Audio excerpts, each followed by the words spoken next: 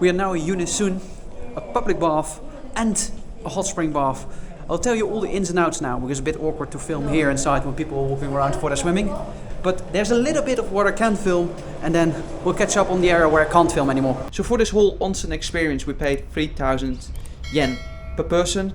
Normally this would be 3,600 yen, but if you have the Hakone free pass you can show it to them and that will give you 600 discount to the visit, and that gives you access to the area where you need to wear your swimwear, plus the more traditional one where men and women will be separated and you will be naked. So when you enter the swim area, that's where you see a big swimming pool, you will see a wine bath, a bath where you can do like a fish foot massage, but you need to pay 300 yen extra and it's only doing certain time slots. Then they have a temporarily bath that I think is every time in a different theme. So this June month is with umbrellas and the ducklings, those floating ducks on the water. And then you enter an area where you go into coffee bath, matcha bath, sake bath, and all those baths like the matcha, the sake, the coffee, they really smell like that. The wine bath was a bit like, the area looked nice, but it didn't really smell like wine or anything like that. But it is definitely a good experience. And then from there you go up, there's a floating pool which is just like you sit down and the water will take you around. Outside you have the hot spring area with a view over it, and then you go back down where you have a slide down outside and a hot spring in the caves, but like the hot spring there was not really that comfortable. The ones inside are more comfortable, but they have fish, so it's a bit of an aquarium where you look into.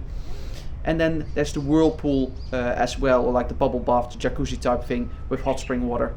And that overall, I think, was a very unique experience what you can get here in Hakone.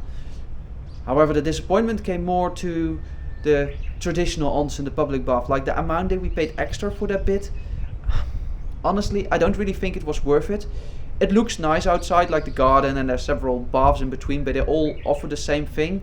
Sometimes a bit of a different temperature, but it was a similar type of experience in all the baths. People were done relatively quickly. Like I was in there for 1 till 2 hours, and like in that time it was just me with 1 or 2 other people, and then they left after 15-20 minutes, and then a couple came in, like a guy of like a father and a son, and they only spent there like 15 minutes. People don't spend a lot of time there, and for sure I had in Hakone Yumoto, and I will put the name down below, another type of onsen, way smaller, like it's way smaller.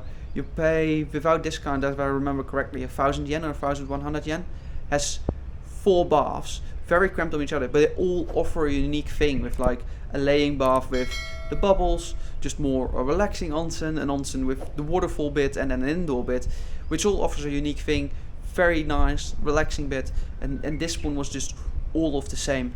Maybe also it came because we all spent time in the swimming part of the area as well, which gives a kind of that like different experience that we didn't really need at that time anymore. But yeah, that was the onsen.